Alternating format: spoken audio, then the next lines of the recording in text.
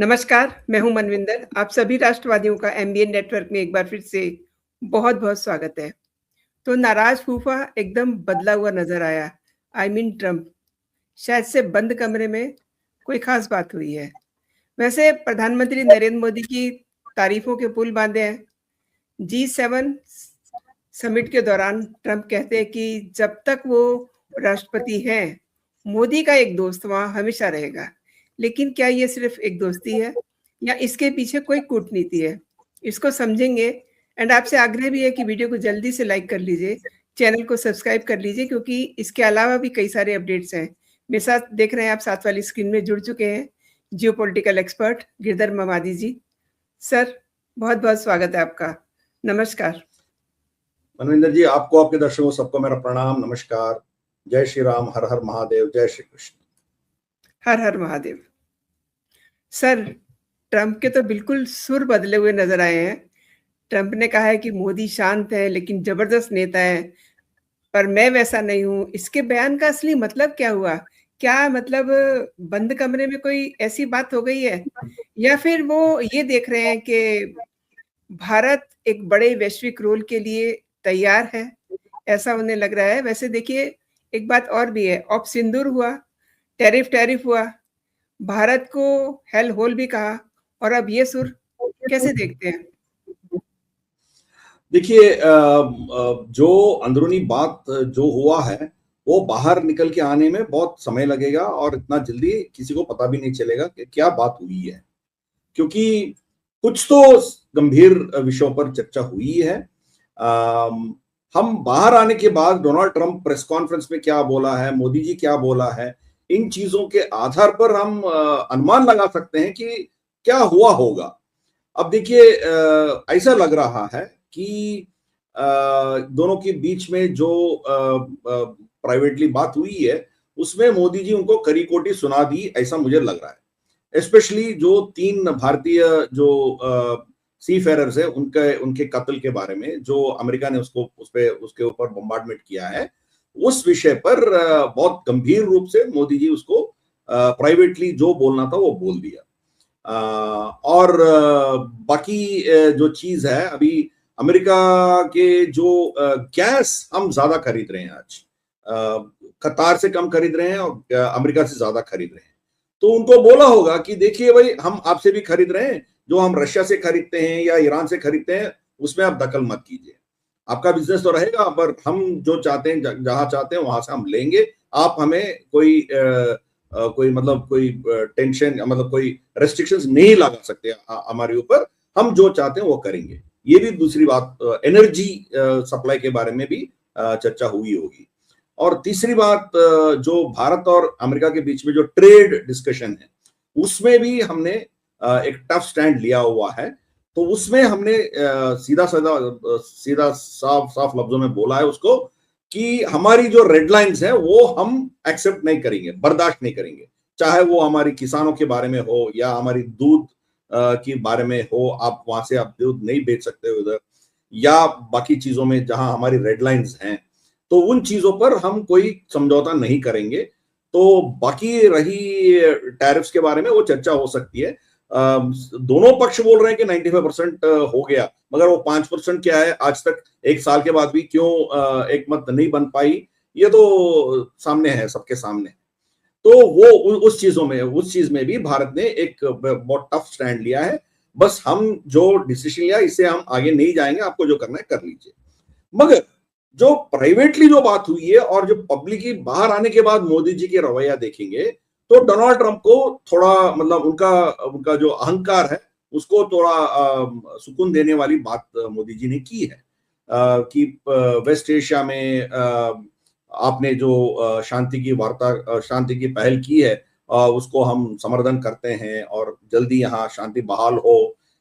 ये सब चीज मोदी जी ने बोला है। और डोनाल्ड ट्रंप की नेतृत्व के बारे में भी बोला है कि आपने इसको शांति बनाए रखने के लिए, शांति फिर दोबारा यहाँ लाने के लिए आपके जो प्रयास हैं उसको हम समर्थन करते हैं। तो वो डोनाल्ड ट्रंप के लिए बहुत खुशी की बात है। मोदी जी से ये बात सुनना तो उनके लिए बहुत बड़ी बात थी। और उसी मतलब उस प्रेस कॉन्फ्रेंस में मोदी जी एक और बात भी कहा है कि हमारी लाखों हमारी जो भारतीय नागरिक जो है पूरे दुनिया में ये समुद्र में काम करते हैं, तो उनकी रक्षा भी इतना ही अहम है हमारे लिए। मतलब एक मैसेज यहाँ बैठे लोग, चाहे वो कांग्रेस हो या विपक्ष हो, यहाँ वो भी बोल सकता है ना, तुम जाके ट्रंप के सामने घुटने टेक दिया, कुछ नहीं कहा, बोला, हमारे 3 लोग मर गए थे, आपने क्या बोला, ये भी हो सकती है ना। इसीलिए पब्लिक में भी उस बात की मतलब जिक्र किया है मोदी जी ने। मगर मैं उनका जो अहंकार है उसको कोई नुकसान ना पहुंचे, उस दिशा से उसका स्टेटमेंट आया है। तो मतलब एक बहुत बड़ा खेल खेला मोदी जी ने, एक अंदर एक टफ स्टैंड लिया प्राइवेट में, पब्लिक में डोनाल्ड ट्रंप को थोड़ा उनका अहंकार को आग उसमें डालते हुए, थोड़ा तेल डालते हुए, हम जो बोलना है वो बोलते गए मोदी। तो ये चीज है। तो डोनाल्ड ट्रंप देखिए वहां तो बहुत कुछ बोलने लग गया, मेरा फ्रेंड है, अच्छा, मतलब हमारे रिश्ता बहुत अच्छा है।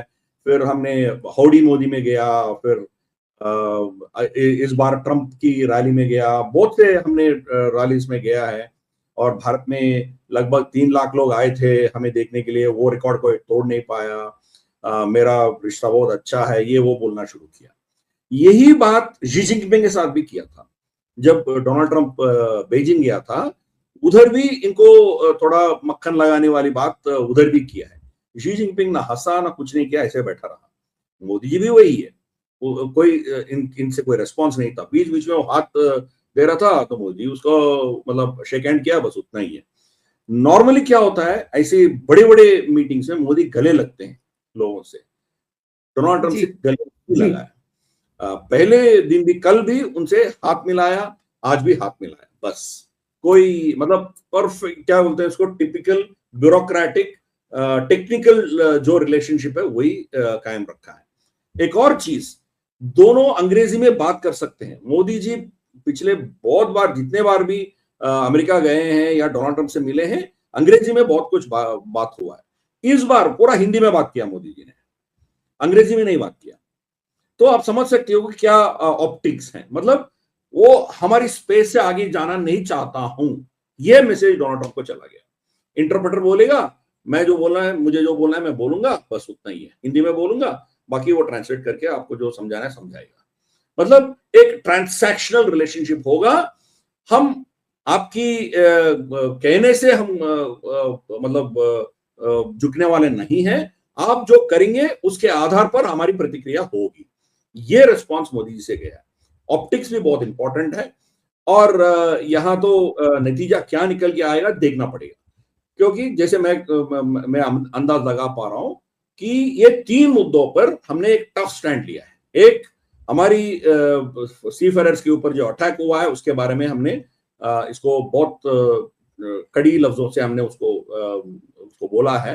फिर दूसरा, जो हमारी ट्रेड की इश्यूज है उसमें भी हमने रेड लाइंस डाला है, उसमें कोई समझौता करने वाला तो है ही नहीं है।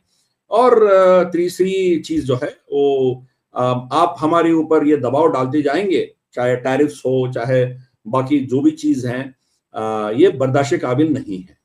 तो we have told them in as many words. अब अभी 1 साल हो गया, 2 साल और सही हम वेट करेंगे, आप जब तक है तब तक हम ऐसे रहेंगे, फिर उसके बाद देखा जाएगा क्या होगा। आप जाने के बाद फिर दूसरा एडमिनिस्ट्रेशन आएगा तो उनसे हम वार्ता करेंगे। तो हमने एक बहुत टफ स्टैंड लिया है प्राइवेटली, पब्लिकली थोड़ा उनको राहत देने वाली बात भी बोल के, फिर उसी अंदाज में हमने हमारे जो स्टैंड है वो भी बोल दिया उनको। तो ये चीज है। डोनाल्ड ट्रंप इसीलिए बार बार बोल रहा था, देखो इनको, देखो कितना नरम दिखता है मगर इतना टफ बंदा है, ये बहुत तगड़ा बंदा है, ट्रेड में झुकता नहीं है। ये क्यों बोल रहा है? मतलब कमरे के अंदर उसको जो फटकारा लगा, उसका नतीजा वो है, वो स्टेटमेंट है। तो ये चीज मोदी जी ने कहा है, वो किया है। मोदी जी तो, ये तो कच्चा खिलाड़ी तो है ही नहीं है, ये तो बहुत साल से इन लोगों को, बहुत लोगों को देख चुका है वो। तो ट्रंप की ऐसी की तैसी, ट्रंप तो एक अहंकार से जूझते हुए एक बंदा है। मतलब उसका सोच ही अपने मतलब ट्रंप और उनके परिवार के इर्द गिर्द से घूमता है, उसे आगे उस देखता ही नहीं है, सोचता नहीं है। तो इसलिए मोदी जी इनसे जितना मिनिमल रखना चाहिए उतना करके छोड़ दिया। क्योंकि जो कंट्रोवर्शियल इश्यूज है उसके बारे में कुछ नहीं बोला। हाँ, एक चीज तो बोला, हमने 8 जंग रुकवा दिया, मगर उसमें भारत और पाकिस्तान की जंग भी रुकवा दिया, ये बात नहीं बोला है। 8 जंग रुकवा दिया ये सब बोला, मगर भारत और पाकिस्तान के बारे में कुछ नहीं बोला। 8 विमान गिर गए थे, 10 गिर गए थे, 11 गिर गए थे, ये सब बंद कर दिया, है ना। और पाकिस्तान के बारे में कुछ नहीं बोला, और बहुत सी चीज जो है वो चुप रहा। और यहां तक बोल डाला कि भारत के ऊपर कोई हमला होता है तो हम भारत के पीछे खड़े रहेंगे। तो भारत के ऊपर हमला करने वाला है कौन? है दो ही देश, एक चाइना और एक पाकिस्तान। चाइना तो अभी वो हरकत नहीं करेगी, क्योंकि उनको पता चल गया गलवान के बाद हम क्या कर सकते हैं उनके साथ। रही पाकिस्तान, पाकिस्तान को इस्तेमाल करेंगे। पाकिस्तान को कौन इस्तेमाल करेगा? एक तो चाइना इस्तेमाल करेगा, दूसरा अमेरिका खुद इस्तेमाल करेगा। तो अब अमेरिका की बोलने से फिर पाकिस्तान हमारे ऊपर कुछ करेगी, अमेरिका हमारी मदद में थोड़ी आएगी, वो तो नहीं आएगी। उनको F-16 दे रहा है, उनको रेडार दे रहा है, बियॉन्ड विजुअल रेंज मिसाइल दे रहा है अमेरिका पाकिस्तान को, और बहुत से उनको पैसे भी दिलवा रहा है IMF से, वर्ल्ड बैंक से। तो वो भारत और पाकिस्तान के बीच में कुछ लड़ाई होगी तो अमेरिका हमारे पक्ष में थोड़ी खड़ी रहेगी। फिर भी बोलने में क्या अर्ज है, वो बोलता गया, हम भी सुनते गए। हमको जो करना है हम करेंगे, इसलिए हम इनके प्रेशर पे आने वाला नहीं है। मोदी जी बस पूरा प्रेस कॉन्फ्रेंस चुप बैठा, कोई रिस्पांस नहीं दिया। तो मतलब इनको अपने आप को सबके सामने जलील होते हुए मोदी जी देखते बैठ गया। मतलब ये डिप्लोमेसी का एक बहुत मैच्योर्ड तरीके से मोदी जी ने इसको हैंडल किया है। प्रधानमंत्री नरेंद्र मोदी जी ने ईरान डील और समुद्र में भारतीयों की सुरक्षा का मुद्दा उठाया। स्टेट ऑफ हॉर्मुज की भी बात हुई है। ईरान के साथ तनाव के बीच भारतीयों की सुरक्षा को लेकर के भी मोदी जी ने चिंता जताई है। तो ये सारा पूरा जो सीन आप देख पा रहे हैं, क्या कहते हैं इसको? देखिए, अमेरिका तो अभी उनके हाथ से निकल गया, पूरा वेस्ट एशिया जो है उनके हाथ से निकल गया। क्योंकि ईरान की एक मांग है कि यहाँ अमेरिका का कोई भी बेस नहीं रहेगा, चाहे वो बहरीन हो, कतार हो, सऊदी हो, UAE में हो, यहाँ से उनको हटना चाहिए। तो ये एक कंडीशन है। अभी तो कोई समझौता हुआ नहीं है, एक MOU टर्म्स बेसिक अग्रीमेंट हुआ, ऐसा ये लोग कह रहे हैं। वो हुआ है कि नहीं भी हमें पता नहीं है, क्योंकि जब तक दस्तखत नहीं होगी तब तक हमें पता नहीं चलेगा कि क्या है उनमें, क्या किन मुद्दों पर ये कुछ मतलब कोई समझौता हो पा रहा है, ये हमें पता ही भी नहीं है आज तक। क्योंकि अमेरिका एक चीज बोल रहा है और ईरान बिल्कुल उसका उल्टा कह रहा है। अमेरिका कह रहा है कि ये स्ट्रेट ऑफ हॉर्मुज जो है वो सबके लिए खुल गया और फ्री ट्रेड चलेगा।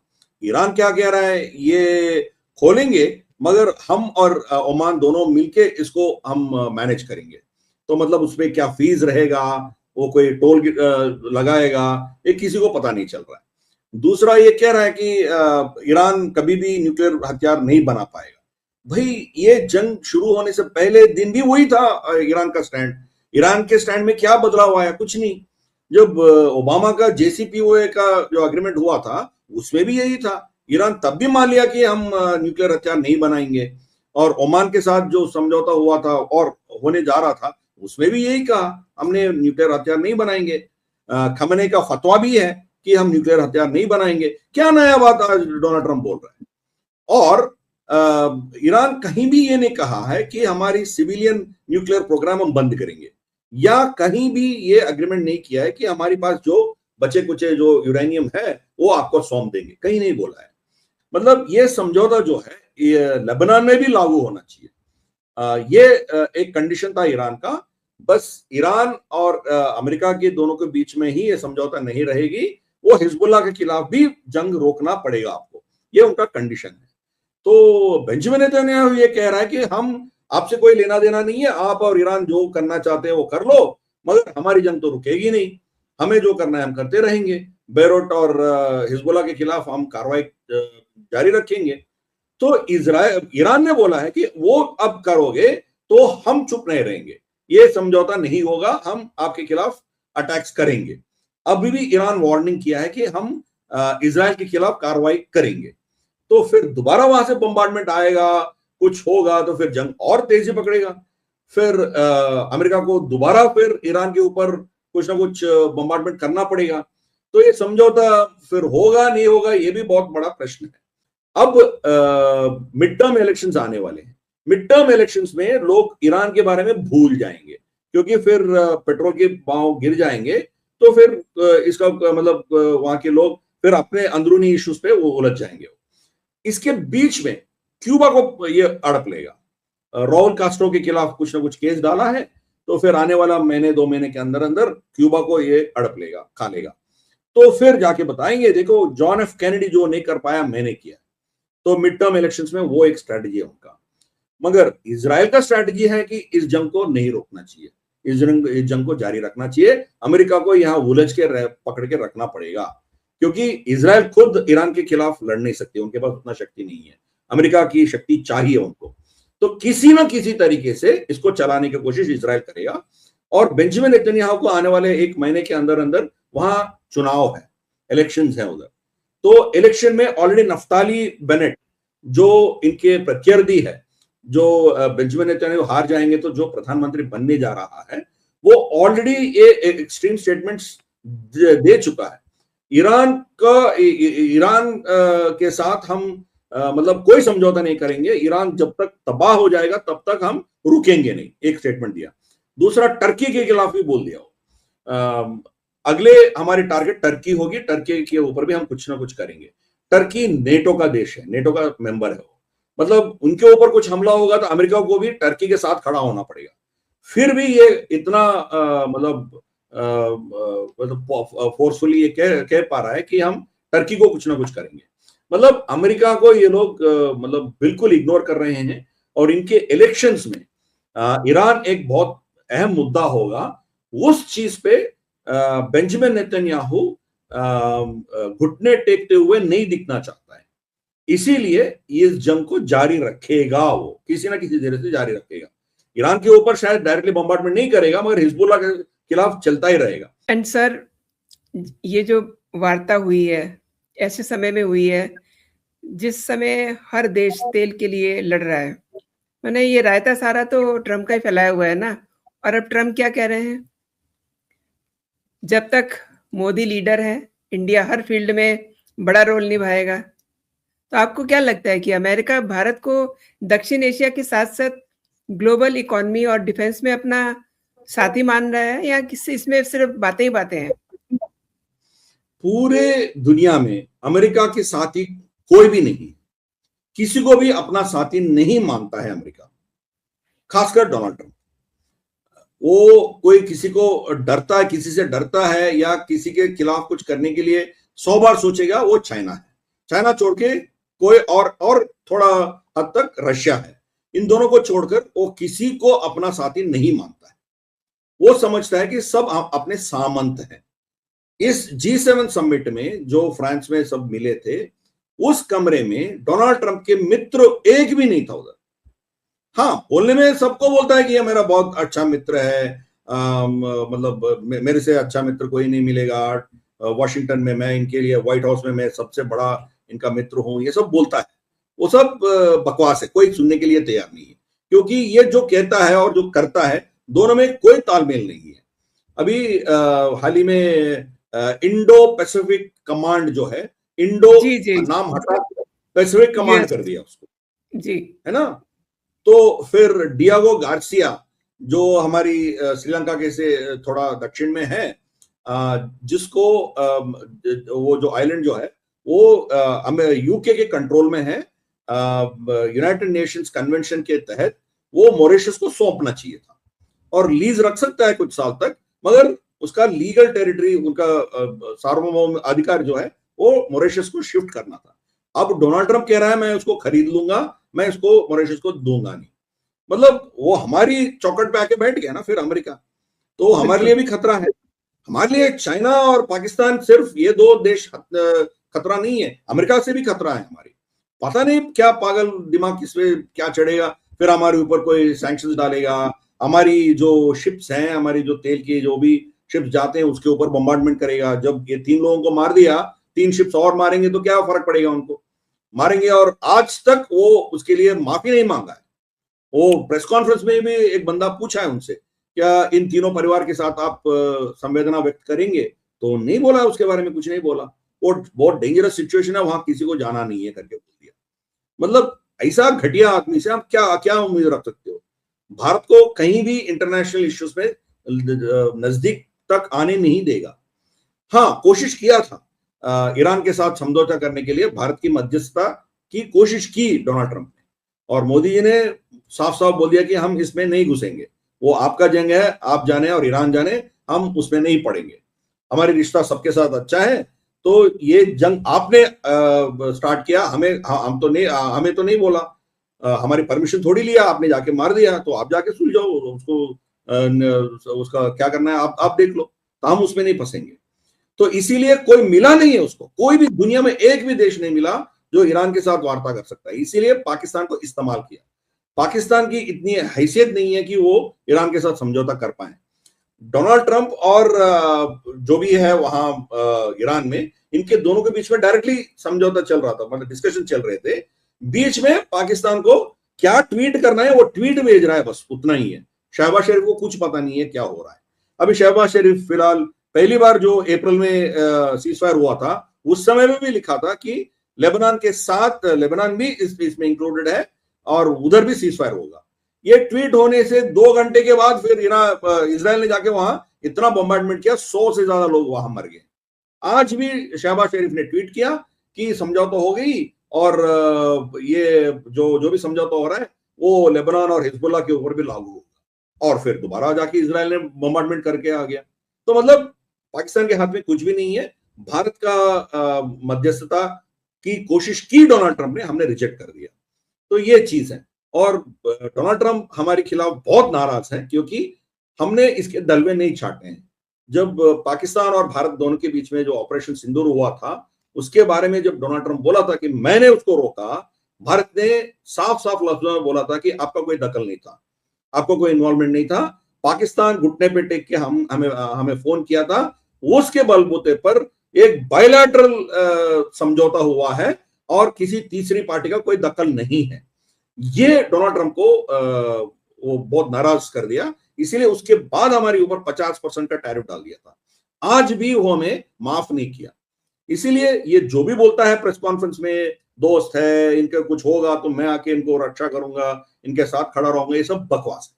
मोदी जी बखूबी जानता है, मगर अमेरिका को तो इग्नोर नहीं कर सकते हो। इसीलिए प्रेस कॉन्फ्रेंस में जो बोलना है वो मर्यादा हमने मेंटेन किया है, मगर बंद कमरे में इसको क्या कहां थप्पड़ मारना है, क्या मारना है, वो हमने कर दिया।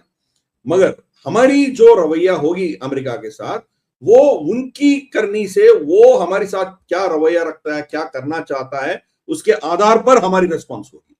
अब देखिए 1 साल हो गया, आज तक समझौता नहीं हुआ है। हमारी डेलीगेशन अमेरिका गई थी, उनके डेलीगेशन इधर आई, फिर भी कोई समझौता नहीं हो रहा है। हर बार आपको यही प्रश्न जो भी पूछता है वो बोलता है 95% हो गया, 95% हो गया, बाकी 5% 1 साल से क्यों अटका पड़ा हुआ है बताइए। तो ये चीज है। इस प्रेस कॉन्फ्रेंस में भी डोनाल्ड ट्रंप ने बोला है कि $90 बिलियन तक मोदी ने हमारे देश में निवेश कर रहा है। तो ये मोदी जी इन्वेस्ट नहीं कर रहा है, वो ज्यादातर रिलायंस इंडस्ट्री का जो इन्वेस्टमेंट वहां जा रहा है वो है। वो कब होगा? वो 10 साल लगेगा वो पूरा प्लांट लगने में। तब तक अमेरिका को तेल कहां से मिलेगा? जामनगर से ही मिलना पड़ेगा उनको, क्योंकि उनके पास क्रूड ऑयल है मगर रिफाइंड ऑयल नहीं है। रिफाइंड उनकी कैपेसिटी वो घटा दिया पूरा, प्रदूषण के नाम के चलते हुए पूरे उनके जितने भी प्रोडक्शन कैपेसिटी है उसको खत्म कर दिया, वो सब ट्रांसफर कर दिया।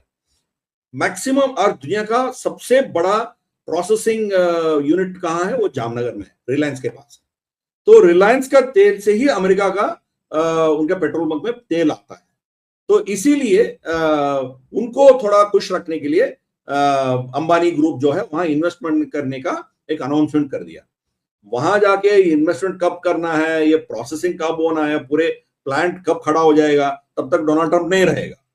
तो उसके बाद इसको किस रूप में ले आएंगे वो अलग बात है, मगर अब तो उनको हमारे ऊपर डिपेंडेंट होना ही पड़ेगा, उनको कोई ऑप्शन नहीं है। तो ये चीज है। तो डोनाल्ड ट्रंप जो है वो अपने पक्ष में ही बोलते जाएगा, मगर ग्राउंड रियलिटी कुछ बिल्कुल अलग है। तो भारत की जो इन्वेस्टर्स हैं वहां स्पेशली फार्मास्यूटिकल इंडस्ट्री और पेट्रोलियम, ये दोनों वहां थोड़ा इन्वेस्टमेंट्स कर रहे हैं, क्योंकि फार्मास्यूटिकल इंडस्ट्री जो है वहां कुछ ना कुछ प्रेजेंस दिखाना पड़ेगा आपको। बाकी प्रोडक्शन भारत से होगा, मगर वहां कुछ ना कुछ दिखा के हम वहां उस मार्केट को हमारे पास रखेंगे। चाइना भी वही किया था। चाइना क्या करता है, पूरा अपना पार्ट्स पूरा चाइना में बनाता है, वियतनाम या मेक्सिको, कनाडा कहीं और एक प्लांट लगाता है, या जाके असेंबल करके made in Canada, made in Mexico करके अमेरिका में बेच देता है। तो ये चीज भारत भी कर रहा है, वही कर रहे हैं। मगर अमेरिकन इन्वेस्टमेंट भारत में जो आ रहा है उसके बारे में कोई बात ही नहीं किया। चाहे वो गूगल हो या माइक्रोसॉफ्ट हो, जो यहाँ डेटा सेंटर्स लगा रहे हैं, एप्पल का इन्वेस्टमेंट्स हो, बहुत से इन्वेस्टमेंट्स जो भारत में आ रहा है उसके बारे में कुछ नहीं बोला। तो ये चीज है, डोनाल्ड ट्रंप तो एक ड्रामा आर्टिस्ट है, हर चीज पे वो अपना वर्चस्व दिखाना चाहता है। मगर मोदी जी भी बहुत मतलब ऑनरेबली बैठ के सब तमाशा देख रहा था। बस यही करेंगे हम, डोनाल्ड ट्रंप जब तक है यही करते, यही चलता रहेगा। फिर आगे हम कोई परमानेंट सॉल्यूशन अमेरिका के साथ हम कुछ नहीं करेंगे, कोई समझौता नहीं करेंगे हम, और उनके साथ डिस्कशंस जारी रखेंगे, क्योंकि उनसे पूरा रिश्ता भी हम तोड़ना नहीं चाहते हैं। वो चलता रहेगा अपना अपना जगह, वो डिस्कशन रहेंगे, कोई समझौता नहीं होगी, ये चीज है। हाँ, अगले हफ्ते होगा, अगले महीने होगा, ये सब वो भी बोलेगा, हम भी बोलेंगे, कुछ होगा नहीं है। तो ये चीज है, अमेरिका के साथ हमारी रिश्ता जो है हम पॉज करके रखा है। हाँ, कुछ चीजें हैं, आर्टिफिशियल इंटेलिजेंस, ये चीजें हैं, एंथ्रोपिक, वो सब पूरा बंद कर दिया। तो इसका क्या अल्टरनेट्स होगा वो देखना पड़ेगा। हमारे देश में भी बहुत से लोग इसके ऊपर थोड़ा कंसर्न्स दिखा रहे हैं, चाहे वो श्रीधर वेम्बू हो, चाहे वो मोहनदास पाई हो, बहुत से हमारी जो टेक्नोलॉजिस्ट हैं वो ये कह रहे हैं कि लॉन्ग टर्म स्ट्रेटजी में हमें हमारी खुद का आर्टिफिशियल इंटेलिजेंस कैपेसिटी बिल्डअप करना पड़ेगा। अमेरिका हमें ये सताते रहेगी, हम कुछ ना कुछ करना पड़ेगा। तो इसीलिए अमेरिका के साथ टेक्नोलॉजी हमें चाहिए, वो टेक्नोलॉजी के चलते हुए हम कुछ ना कुछ ये डिस्कशंस जारी रखेंगे। मगर हमारी शक्ति, आत्मनिर्भरता आगे लेके जाने का हमारी जो प्लान है वो जारी रहेगा, वो चलता रहेगा। तो ये चीज है, तो मतलब कहीं हम रिश्ता नहीं तोड़ेंगे मगर आगे भी नहीं लेके जाएंगे, ये चीज है। आपने सर बहुत बड़ी बात की है, क्योंकि जो रीसेट का बटन है रिश्तों का, वो भारत के हाथ में है। जिस तरीके से वो चाहेगा रिश्तों को आगे लेके जाएगा। आपने सर मेरे दर्शकों के लिए समय निकाला, मेरे लिए समय निकाला और महत्वपूर्ण जानकारी दी। बहुत बहुत धन्यवाद आपका। जय हिंद, जय भारत।